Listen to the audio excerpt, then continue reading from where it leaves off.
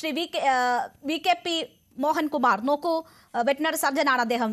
ഇവിടെ ഇപ്പോൾ കോടതി ഈ വിഷയം വളരെ പ്രാധാന്യത്തോടു കൂടി കണ്ടുകൊണ്ടുള്ള ഇടപെടലാണ് നടത്തുന്നത്. നമുക്കറിയാം, അതിനും എത്രയോ മുമ്പ് തന്നെ നമ്മുടെ സംസ്ഥാനത്തൊക്കെ ഇത് വിഷയമായി വരികയും വലിയ ചർച്ചയുണ്ടാവുകയും ഇടപെടലുകൾ ഉണ്ടാവുകയും ഒക്കെ ചെയ്യുന്നു. ഇപ്പോഴും കോടതിക്ക് എന്താണ് ഇതിൽ ചെയ്യാൻ പറ്റുന്നത്?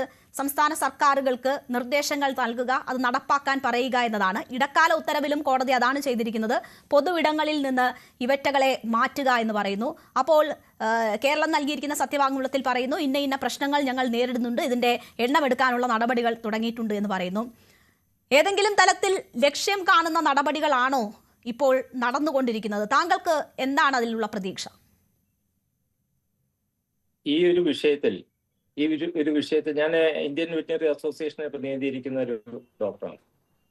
അപ്പോൾ അതില് സംഘടന വളരെ മുന്നിൽ തന്നെ ഏകദേശം ഒരു 5-8 മാസം മുമ്പ് തന്നെ വ്യക്തമായിട്ടുള്ള നിലപാട് സർക്കാരിലേക്കും എല്ലാം നൽകിയിട്ടുണ്ട്. അതിന് ചില 1-2 ശാസ്ത്രീയ വശങ്ങളുണ്ട്. അത് മാത്രം ഞാൻ പറയുക, ബാക്കിയെല്ലാം ഇവിടെ എല്ലാവരും ചർച്ച ചെയ്ത് കഴിഞ്ഞ കാര്യങ്ങളാണ്. അതിൽ 1-2 ശാസ്ത്രീയത കുറവ് നമ്മൾ കണ്ടിട്ടുണ്ട്. ഒരു പ്രൊഫഷണൽ ഇതിനെപ്പറ്റി സംസാരിക്കേണ്ട ഒരു പ്രൊഫഷണൽ ബോഡി എന്ന നിലയിൽ ഇന്ത്യൻ വെറ്റിനറി അസോസിയേഷന്റെ ശ്രദ്ധയിൽപ്പെട്ടിട്ടുള്ള 1-2 ശാസ്ത്രീയത കുറവുകളുണ്ട്.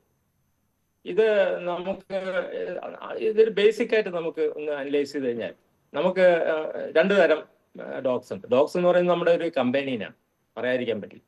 പല കോവിഡ് കാലത്തൊക്കെ നമ്മുടെ കുട്ടികളുടെ ഒറ്റയ്ക്കുണ്ടായിരുന്ന സമയത്ത് അവരുടെ കമ്പനിയനായിരുന്നു ഈ ഡോഗ്സും കാറ്റും എല്ലാം.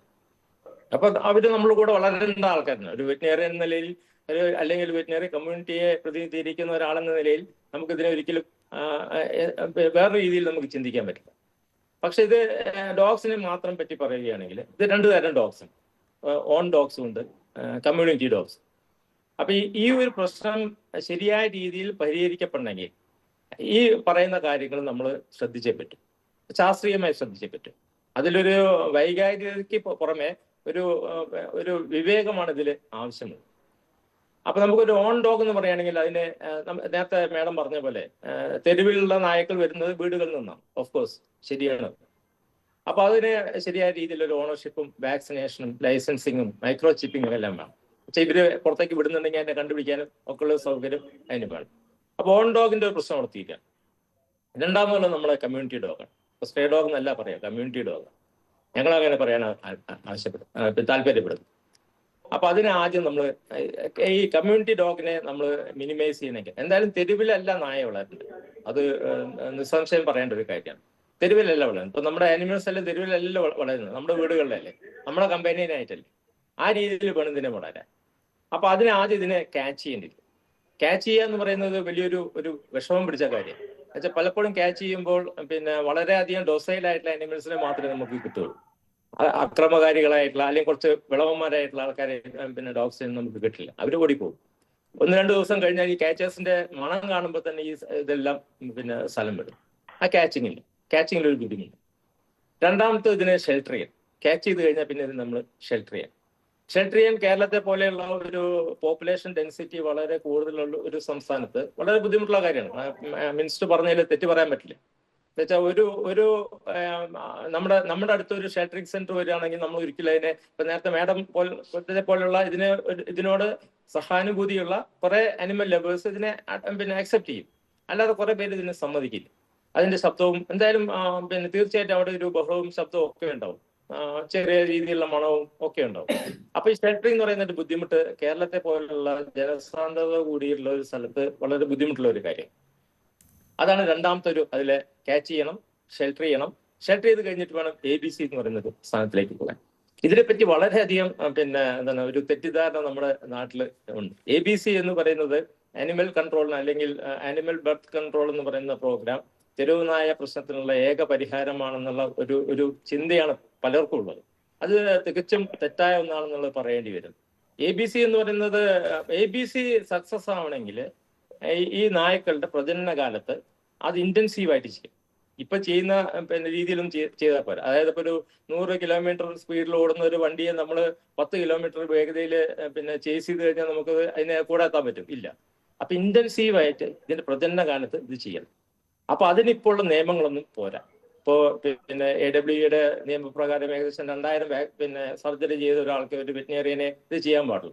അല്ലെങ്കിൽ അത് സർക്കാർ ആശുപത്രികളായിരിക്കും. സർക്കാർ ആശുപത്രികളിൽ ബാക്കി ആനിമൽസിനെ എല്ലാം നോക്കുന്നതിനിടയിൽ നമുക്ക് ഒരിക്കലും ABC ചെയ്യാൻ പറ്റുകയില്ല. അവിടെ ഷെൽട്ടർ ചെയ്യാൻ പറ്റുകയില്ല.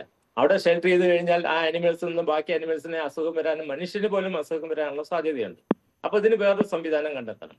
അപ്പൊ ഷെൽട്ടറിങ് ABC എന്ന് പറയുന്ന കാര്യം വളരെ എക്സ്പെൻസീവ് ആയതുള്ളതും വളരെ ടൈം കൺസ്യൂമർ ആയിട്ടുള്ള കാര്യമാണ്. അത് ഗവൺമെന്റ് പറഞ്ഞതിൽ തെറ്റ് പറയാൻ പറ്റില്ല.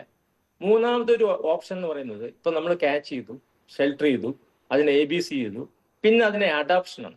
ഇപ്പൊ നിയമത്തിന്റെ ഉള്ളിൽ നിന്നുകൊണ്ട് നമുക്ക് ചെയ്യാവുന്ന ഒരു കാര്യം എന്ന് പറഞ്ഞാൽ ഈ 9 ലക്ഷം തെരുവ് നായ്ക്കളെയും അത് കമ്മ്യൂണിറ്റി ഡോഗ്സിനെയും അഡോപ്റ്റ് ചെയ്യുന്നത്.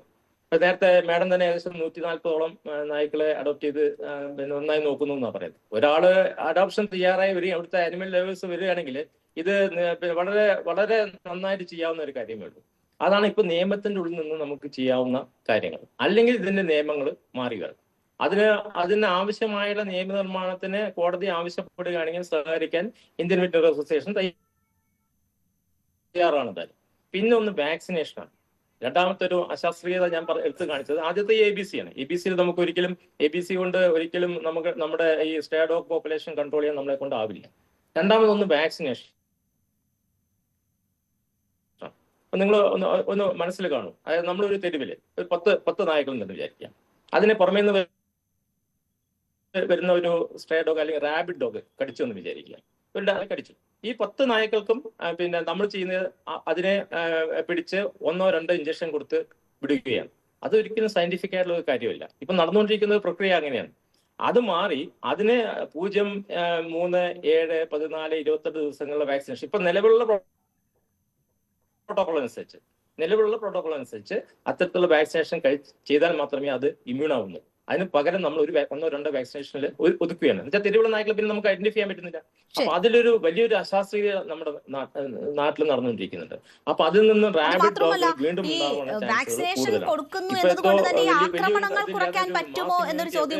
കാരണം അത് ഇല്ലാതിരിക്കുകയാണ്. പക്ഷെ ഇതിനെ ബ്രേക്ക് ചെയ്യുന്ന ഒരു അവസരം നമുക്ക് വരാം. അപ്പൊ ഡോക്ടർ കേൾക്കാമോ എന്നെ?